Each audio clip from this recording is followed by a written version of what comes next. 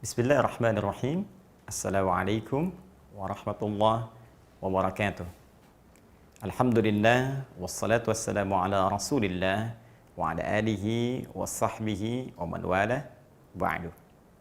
Saudara-saudariku dimanapun Anda berada, berjumpa kembali dalam program Aku Suka di edisi yang ke-11 ini di tanggal 11 Ramadan tahun 1441 Hijrah.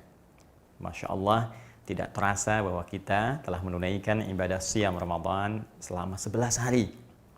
Dan tentunya ini juga memberikan konsekuensi kepada kita untuk mengevaluasi apakah siam yang telah kita tunaikan sampai dengan hari ini sudah menghadirkan kenikmatan, apakah sholat yang telah kita tunaikan khususnya di setiap malam-malam Ramadan telah menghadirkan kehusyuan, bagaimana qiraah Al-Quran kita, bagaimana tilawah Al-Quran kita.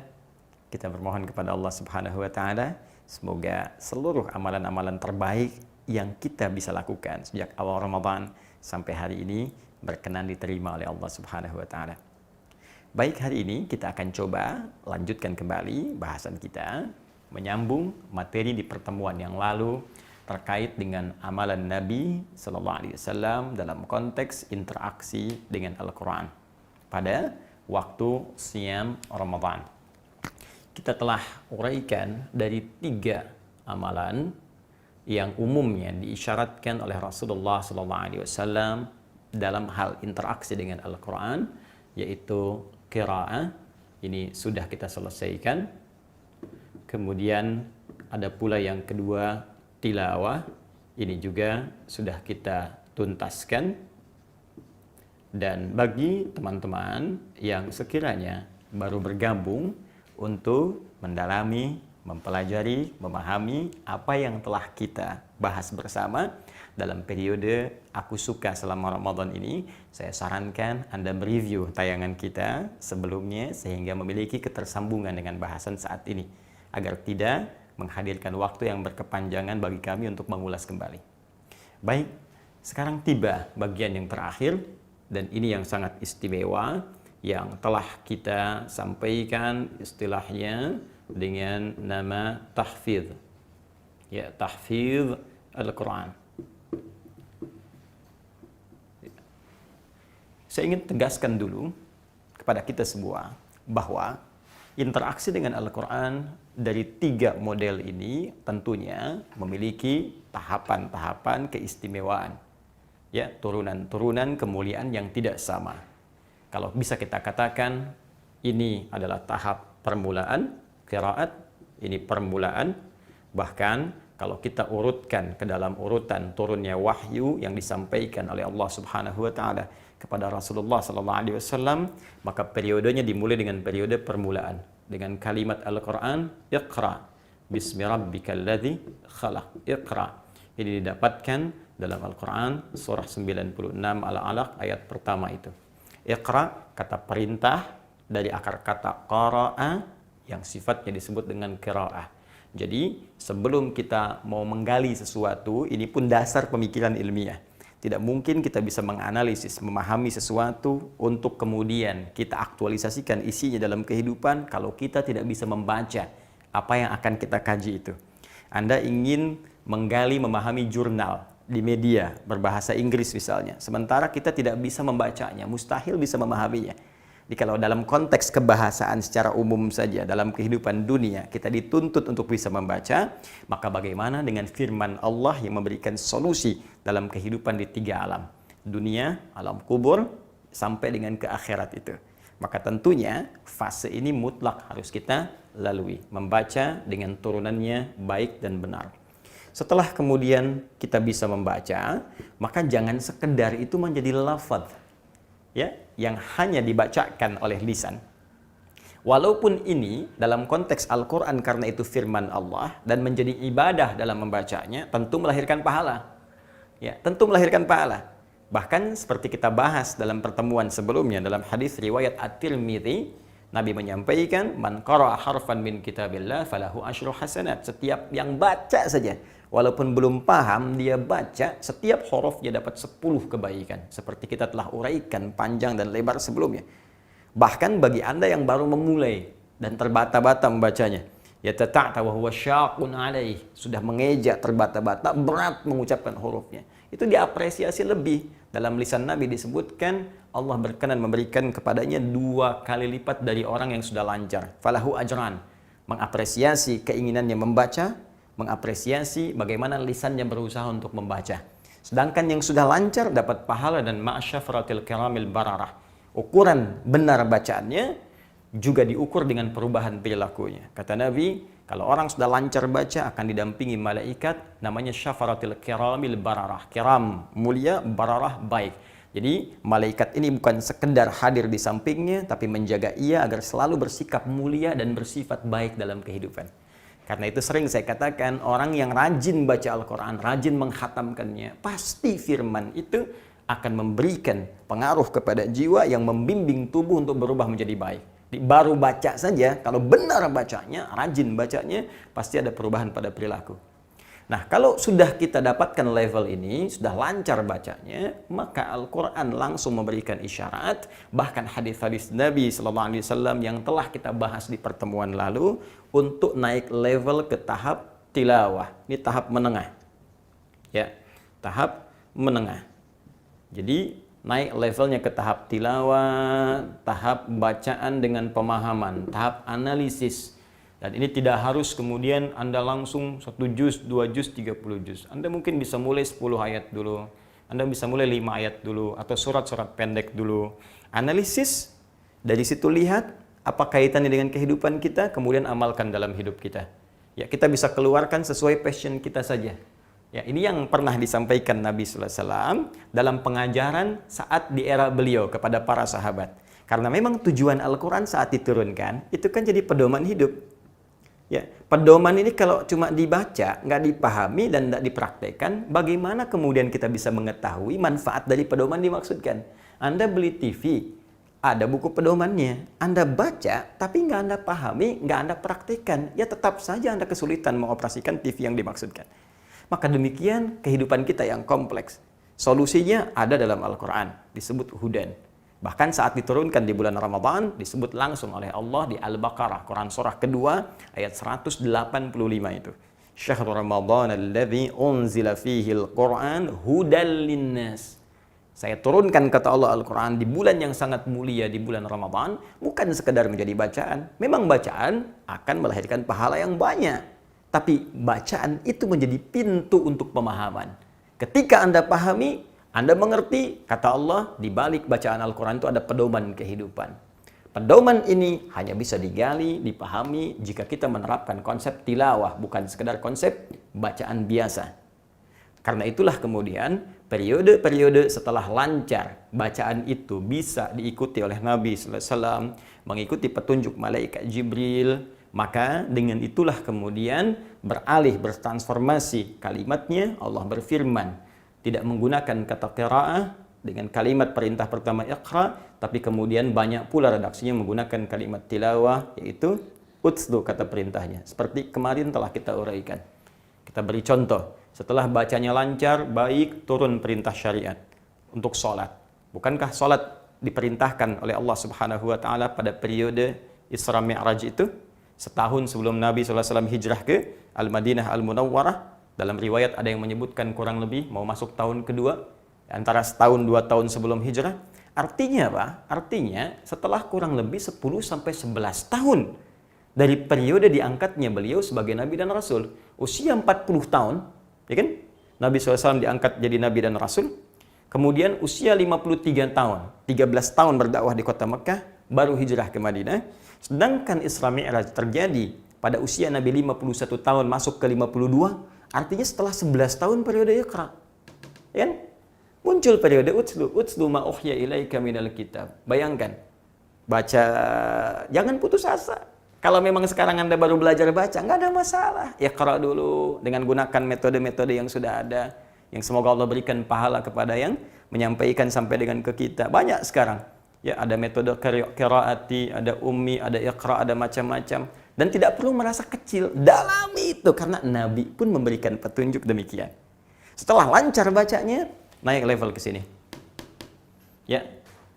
Perintah sholat diperintahkan oleh Allah, tapi kalimatnya menggunakan utslu. Sebelum sholat, baca dulu, pahami dulu, lihat pedomannya, analisis supaya engkau paham, mengerti apa yang kau baca dan lakukan dalam sholatmu. Nah, kalau sudah kita masuk ke level ini dan merasakan perbedaannya, saya sering katakan kepada Anda, silahkan rasakan. Bukan sekedar pahala yang kita dapatkan dari sini, tapi akan ada perubahan kepada jiwa. Kekhusyuan.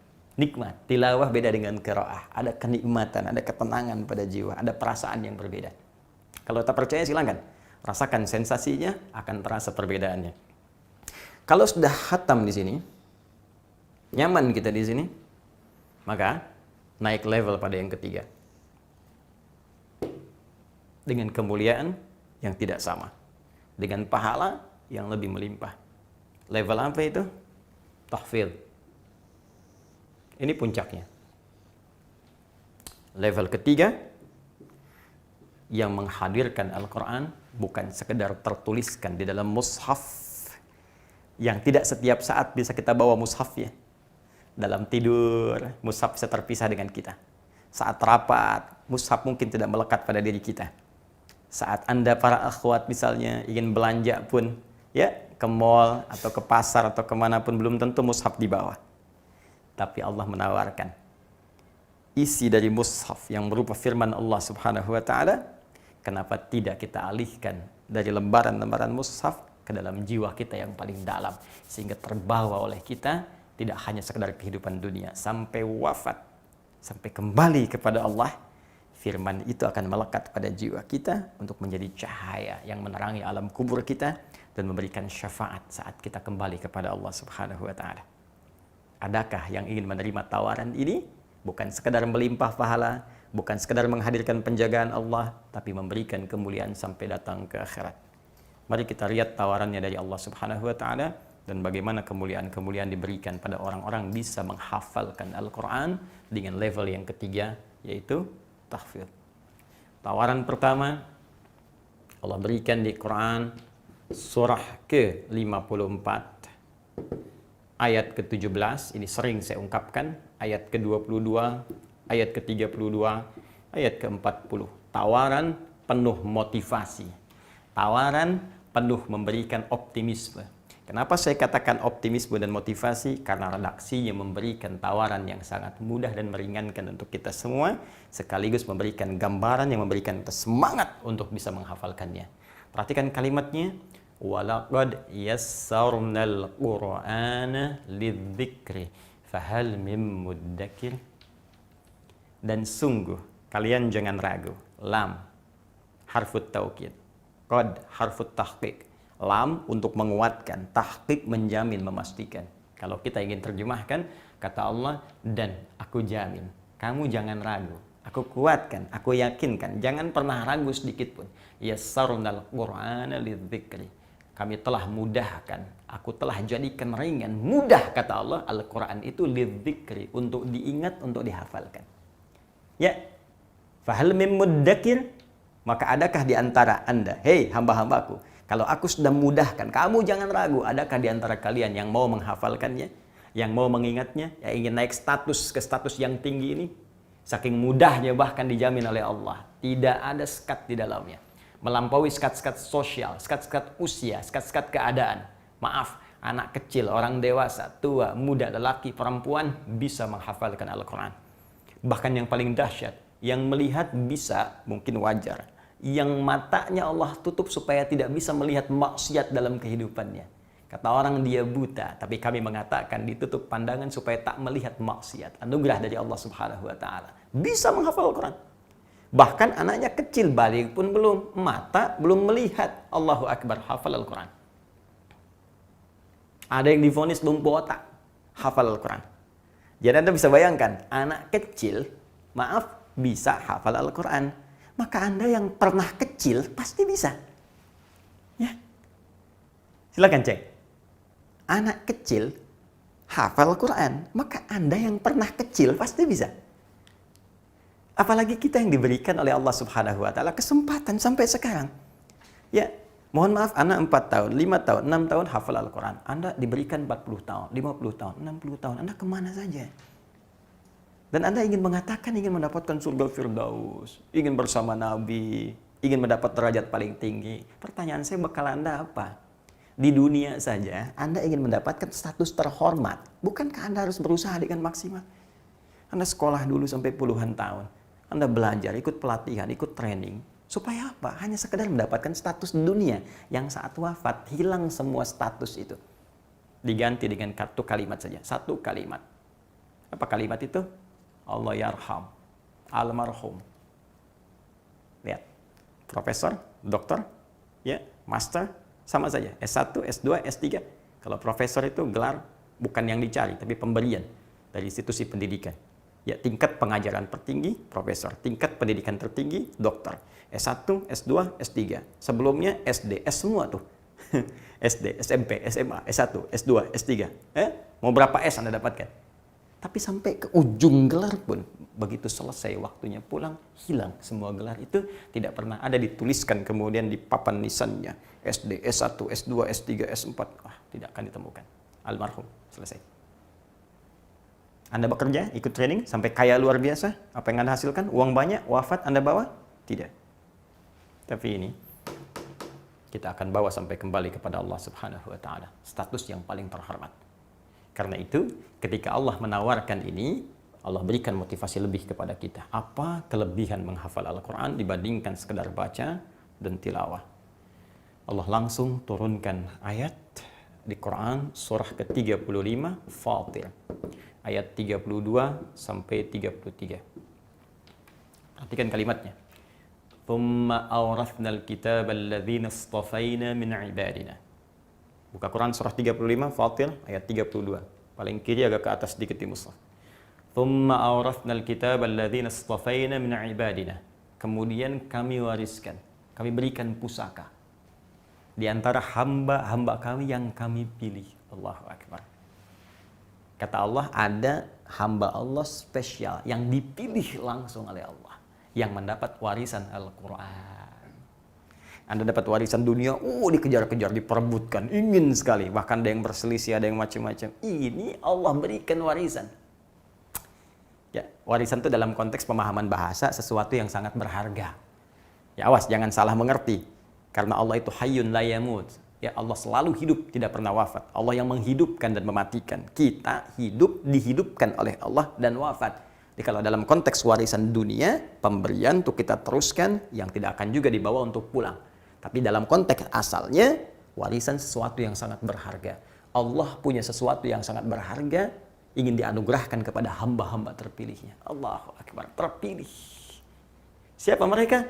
Faminhum muqtasid, faminhum zalimun li nafsi, faminhum muqtasid, faminhum sabiqun bil khairati biidznillah. Ya, Allah sampaikan, ada yang diberikan itu kemudian jadi zalim, ada yang tengah-tengah, tapi ada yang jadi orang baik. Dan terakhir ditutup dengan kalimat, itulah satu pemberian keutamaan yang sangat agung. Jadi orang yang mendapatkan anugerah Al-Quran, pertama, dia menjadi hamba yang terpilih. Allahu Akbar. Yang kedua, dia mendapatkan anugerah teragung yang diberikan oleh Allah Subhanahu wa ta'ala. Masya Allah. Anugerah terindah yang pernah dimiliki. Anugerah teragung yang pernah dipunyai. Belum selesai ayatnya. Teruskan ke ayat 33-nya. Jannatu adnin yadkhulunaha.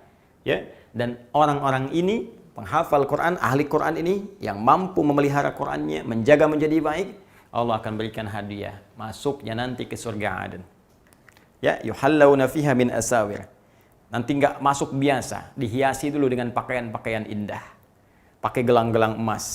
Ya, min dhahabi wa lu'lu'a. Kemudian ada permata-permata berkilauan. Pakai gelang emas, pakai permata berkilauan, pakai jubah. Bahkan di hadis At-Tirmidzi itu disebutkan, Qur'annya menyampaikan kepada Allah, Allahumma halli, ya Allah tolong hiasi orang ini. Ya, fayulbasu ilaihi tajul karamah, dipakaikan di atas kepalanya mahkota kehormatan, dipakaikan di bajunya jubah kehormatan.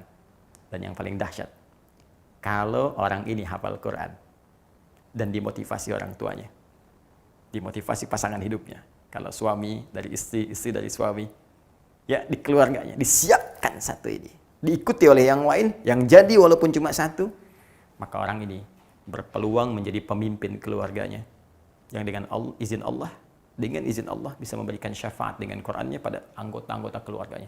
Dia bisa gandeng ibu yang telah melahirkannya, ayah yang telah merawatnya, pasangan hidupnya, anak-anaknya, sampai keturunan ke belakang sepanjang mereka beriman beramal saleh. Dipimpin oleh orang ini masuk ke surga dan disambut oleh semua malaikat di pinggir surga. Ketika melewati setiap surga, disambut malaikat dengan mengatakan salamun alaikum bima sabartum. Dengan kalimat yang sama. Di Fatir ayat 33, pembukanya sama dengan Quran surah ke-13.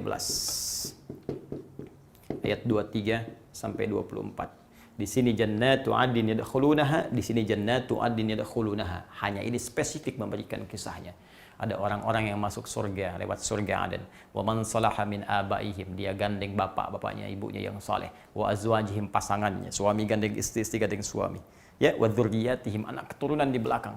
Wal malaikatu yadkhuluna alaihim min kulli bab, dan malaikat menyambut di setiap pintu surga. Menyambut mereka.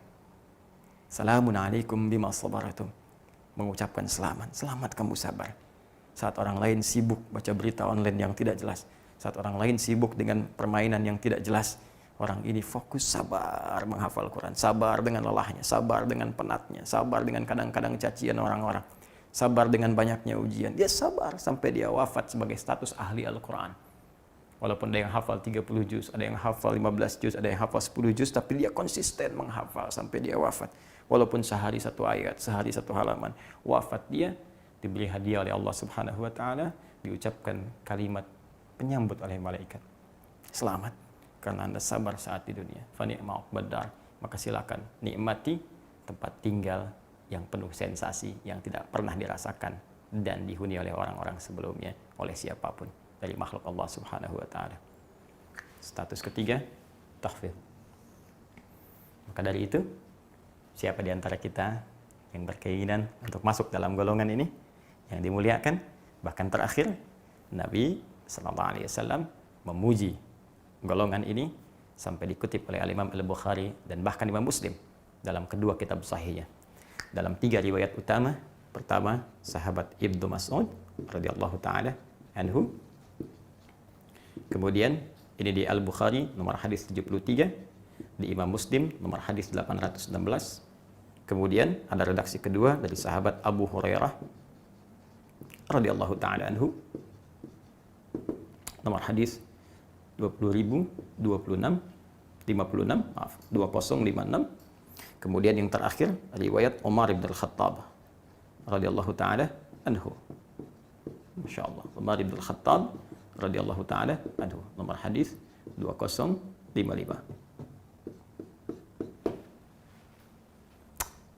Kalau nomornya berbeda karena cetakan yang tidak sama, seperti kemarin yang saya sampaikan rumusnya, cukup Anda lihat rawinya, lihat redaksi hadisnya, Anda akan temukan kalimatnya. Baik. Nabi memuji, bahkan dalam riwayat Umar bin Khattab langsung mengatakan, la hasada illa fitnatan.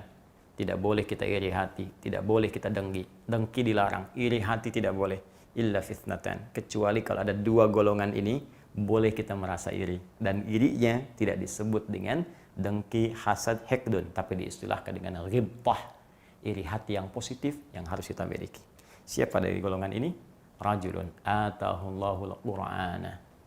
Ya, ada yang riwayatnya Abu Hurairah, rajulun allamahullahul Qur'an. Dalam riwayatnya Ibnu Mas'ud, rajulun atahullahul hikmah. Disebut diajarkan oleh Allah, disebut diberi hikmah, intinya diberikan Al-Qur'an karena mampu berusaha menghafalkannya. Dan dia yaqumu bihi ana al-lail wa ana an-nahar. Dan dia mampu mempraktekkan Quran itu minimal dia baca dalam sholatnya setiap siang dan malam. Kita mesti iri pada penghafal Quran karena status yang luar biasa di hadapan Allah Subhanahu wa taala. Anda boleh bangga dengan kekayaan yang Anda miliki sekarang. Dengan kedudukan yang Anda duga bisa menjadikan diri Anda hebat dalam pandangan manusia. Tapi jangan pernah celah orang-orang yang mungkin ada di desa, orang-orang yang terlihat mungkin sebagai pekerja keras, orang-orang yang mungkin direndahkan oleh sebagian orang, karena boleh jadi mereka sudah hafal Quran dengan setiap riwayatnya yang mampu kita banggakan dan kita mesti iri pada diri mereka. Mari menjadi bagian dari itu. Silahkan Anda ikuti tayangan kami yang lain yang memberikan gambaran tentang cara menghafal Quran dan mudah-mudahan memberikan kemudahan, fasilitas terbaik dan mengantarkan kita untuk dekat dengan Allah Subhanahu wa taala. Semoga bermanfaat. Subhanakallahumma wa bihamdika asyhadu an la ilaha illa anta astaghfiruka wa atubu ilaik. Wa akhiru da'wana alhamdulillahirabbil alamin. Assalamualaikum warahmatullahi wabarakatuh.